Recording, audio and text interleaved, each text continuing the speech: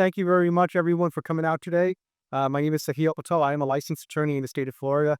I'm also barred in the federal system, and for a short period of time, I also practice immigration law. My primary business is helping students with character and fitness, and also doing a lot of bankruptcy work, and also doing and dabbling with personal injury. Today's lecture is pretty straightforward. The concept really here is that as attorneys, your wordplay is your forte, right? Let's just call it what it is. And so the greatest skill would be writing a story or telling a story. And so when it comes to the concept of jury trials and going in front of a judge, bench trials and whatnot, most of you have already learned that in your 1 hour year, less than 3% of actual conflicts end up in front of a judge.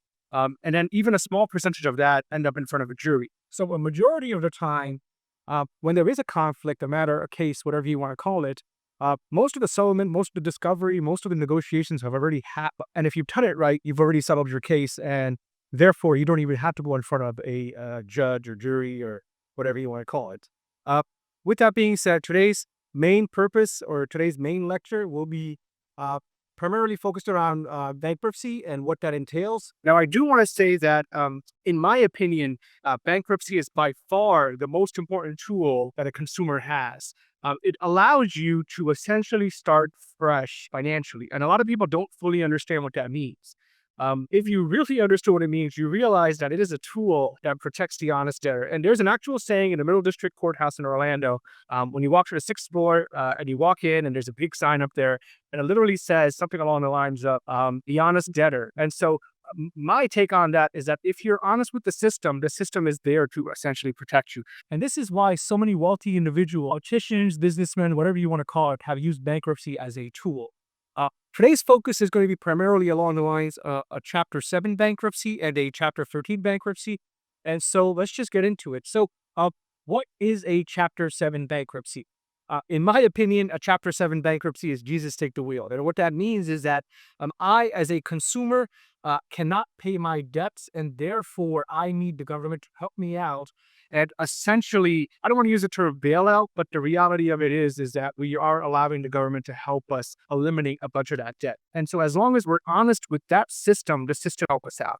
And the way it works is that when you hire an attorney, and I urge you to work with an attorney, that attorney's job, and this is the way we do it at our firm, that attorney's job is to take all that information, a list of your assets, a list of your expenses, a list of your pay advices, your income and whatnot, and essentially organize that in a way that allows the bankruptcy court to discharge your debts. Discharge is just another fancy way of saying eliminate your debts. Now, there are some caveats to this, so don't take this, the way it is. But for lack of a better phrase, you're allowed to discharge your unsecured debts for the Chapter 7. And so let me kind of explain it to you a little bit different. John Doe has $100,000 in credit card bills. He just lost his job, and prior to taking on that $100,000 in debt, he was able to pay the monthly minimum payments and then some for his credit card bills. Now, he lost his job, so obviously he can't make ends meet, let alone pay those unsecured debts.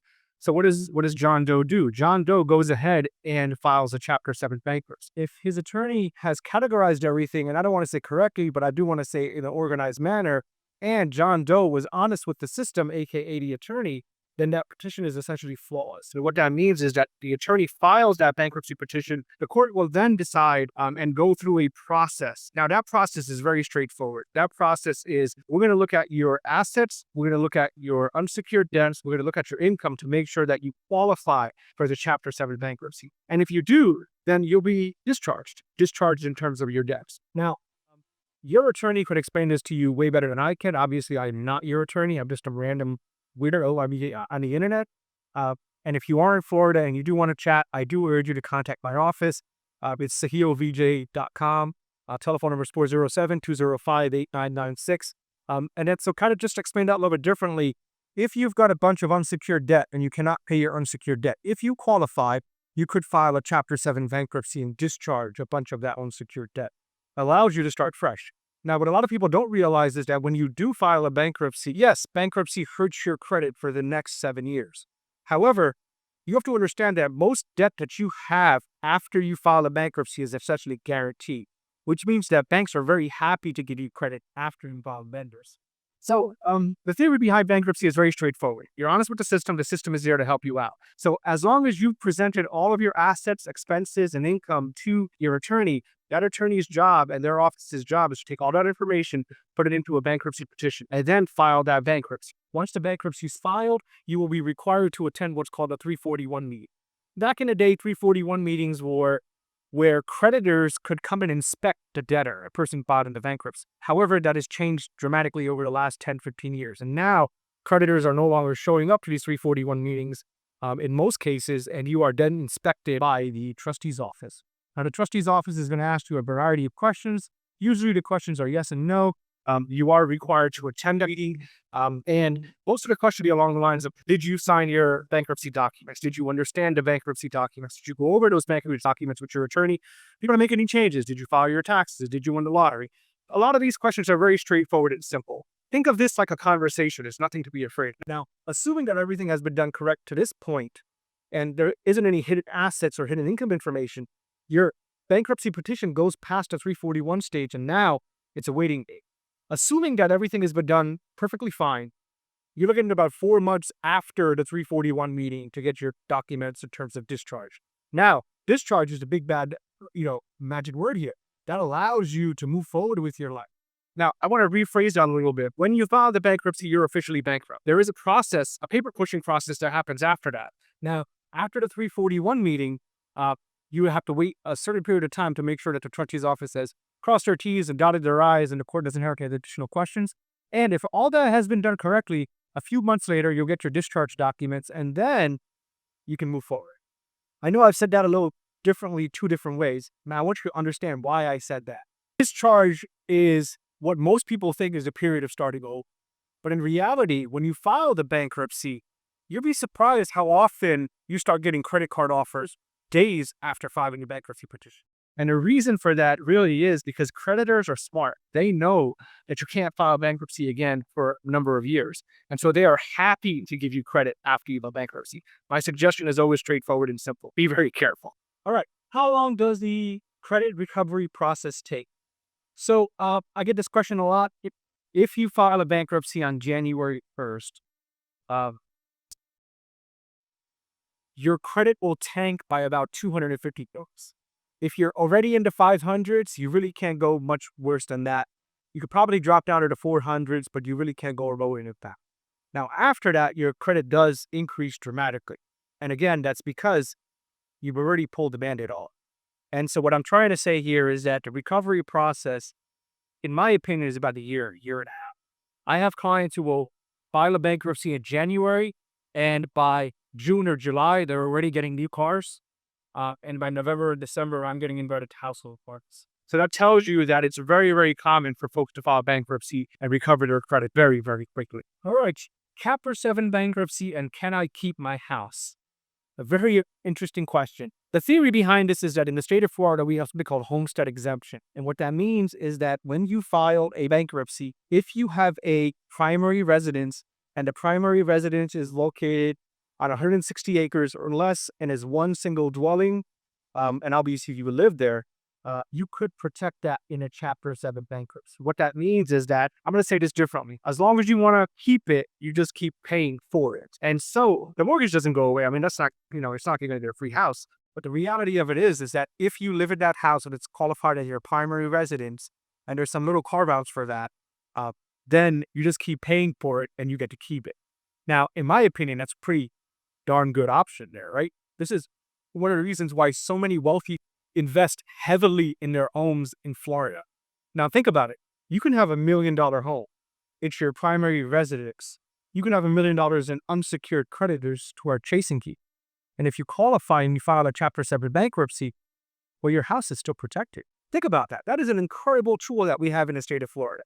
I don't know which legislators thought about this decades ago, but that is, in my opinion, one of the reasons why Florida is as awesome as it is, besides just work. Now, if your home is over 160 acres in terms of land and is multiple dwellings, I urge you to talk to your bankruptcy attorney because there are some carve-outs that we have to be very careful about. If you just purchased your home, I think it's 1,214 days or something like that, or less, then there is a carve-out that doesn't protect 100% of your equity either. So these are things that you certainly think about, but only your bankruptcy attorney can answer that for you. So I do urge you to talk to your bankruptcy attorney. Another question I get all the time is, can I keep my car? And so it's the same theory here, that your vehicle is a secured asset. And so I'll say this very simply. If you want to keep driving that car, you just keep paying for it. What we're going to do is we're going to reaffirm the debt. Reaffirm is a technical term in bankruptcy, and what that means is that I want to keep this asset, but I will keep paying for it. And the reality of it is that in today's day and age, you need a car, right? Especially in Florida. Public transportation isn't is that you need a car for work and taking your kids to school or camp or whatever it is. And so most courts are very lenient when it comes to reaffirmation agreements for your vehicle. And so if you've got a fancy $100,000 car and you're filing a bankruptcy, then that might be a bit of a problem. But if you've got a vehicle that's worth $5, $6, $7, $10,000, or that it's financed, because technically a finance vehicle isn't even your vehicle, you could in theory keep that vehicle and just keep paying for it while going through the bankruptcy process. So think about that. You've got a $25,000 Toyota Camry or a Honda Civic or a Honda Accord or whatever car prices are nowadays, and you file a bankruptcy, you're worried that you're going to lose your vehicle. Well, as long as you can afford to make the payments for the vehicle, well, then in theory, the debt, and you can continue paying for that vehicle and continue driving that vehicle and shut off the rest of your unsecured debt that might be out there. The credit card bills, the medical bills, the personal loans. And so that takes me back to a theory or a concept or whatever you want to call it that we had talked about just a bit ago. Unsecured debt is categorized in a majority way as credit card bills, medical bills, personal loans. The personal loans could be something like cash advance loans. Now, I tell my clients all the time that if you're thinking about filing bankruptcy, don't go out and get a cash advance because that could be considered fraud. But if you've got a payday loan that's essentially haunting you for months and months and months, well, it is correct to say that in theory, if you file a Chapter 7 bankruptcy, that payday loan will get wiped away. Now, it's the same concept with credit card debt, same concept with medical bills as well. So I have clients all the time who will come to my office and say, listen, Sahil, I am retired on Social Security, on the fixed income, but I have $200,000 in medical bills. And so I tell them that it's probably a good idea to consider filing a Chapter 7 bankruptcy. And in that case, or cases, it's quite often where the individual gets to wipe away all of their unsecured debt, that $200,000 back their bills. Think about that. That is pretty awesome, considering that most seniors are on fixed income.